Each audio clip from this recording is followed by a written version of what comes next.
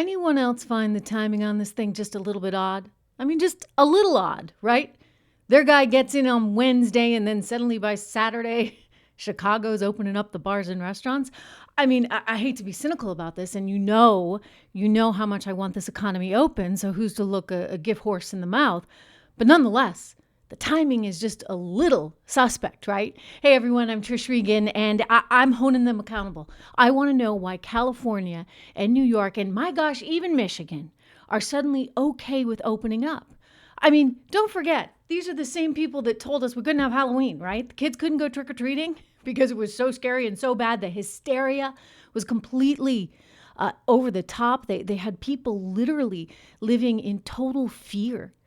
Now, that's not to say that some people shouldn't have been in fear and aren't still living in fear. I mean, if you are somebody who is highly vulnerable to COVID-19, then of course you're going to be worried, and you should be. But everybody else, the young people out there, the healthy people out there, it's up to us, right, to keep the economy going so that we have a strong economy so we can fight this thing. Therefore, I've never understood why they always wanted to shut it down. Well, those days are over. Those days are over because now Gavin Newsom, or as I like to say, Lord Newsom out there in California, along with King Cuomo, the governor of New York, they're all willing to open up. And even as I said, Michigan with Governor Whitmer, and you know how upset she was about everything, right? The lockdowns were extreme in Michigan. Well, suddenly she's willing to open the doors up in Michigan as well. February 1st is her target date. So just a few days away for that one. Look, the problem with coronavirus has been all along the reality that these politicians have politicized it for their own gain. That was wrong back in March when I first called it out, and it's wrong now. Look, my heart goes out to anyone who has lost a loved one, and we're talking about a lot of deaths now, and one of the worst periods America has been through. Nonetheless, you cannot shut down an entire country.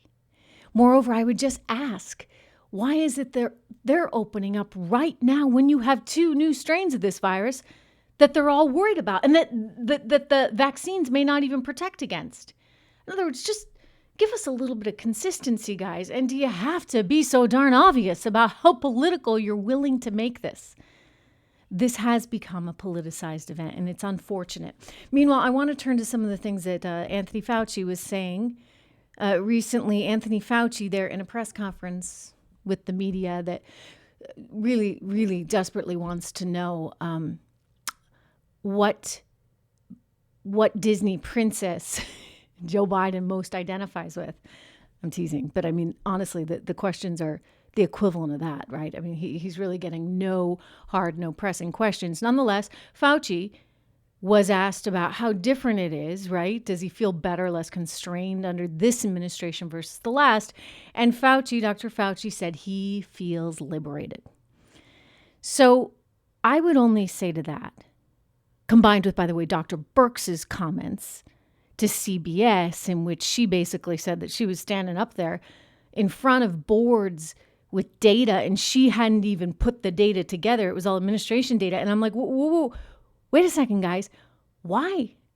Why wouldn't you say something? Why wouldn't you speak out? Fauci, you were talking to zillions of reporters every single day. Why wouldn't you say, look, this is how I really feel? And he's saying, well, I couldn't. Well, then what the heck are you doing in that job? He couldn't fire you, You're at the National Institute of Health. So Dr. Fauci, your job was secure. Are you that desperate to have the job that you're not going to actually tell the truth? I'm sorry, I don't buy this for 1 second. You do have a pretty important position. And so when millions of lives are on the line like that, I don't know, maybe I'm just the kind of person who believes she should always speak her mind and expects other people to do the same thing as well. I don't know why you would hide. I don't know why you wouldn't tell the truth back then. And to say now you're liberated to tell us the truth, what are we to think? Really? Anyway, I guess we're to only think that this is politics as usual. And I'll tell you, I'm pretty disgusted by politics. I bet you are too, because these are our lives. These are American livelihoods that they are playing with. When they shut down our economy, they took away the opportunity for so many Americans to take care of themselves. Their right to survival was ruined by our federal and state governments. And I don't think we can allow that again. I don't. And when I look at the policies that this administration is trying to put forward by way of spending, lots and lots of spending, I don't know how we're going to get out of this. I don't foresee a lot of economic growth. I know some people are saying, okay, well, we'll have all this stimulus. And yeah, you know what? It's something, but it's not real. I caution you, just remember that it's not real.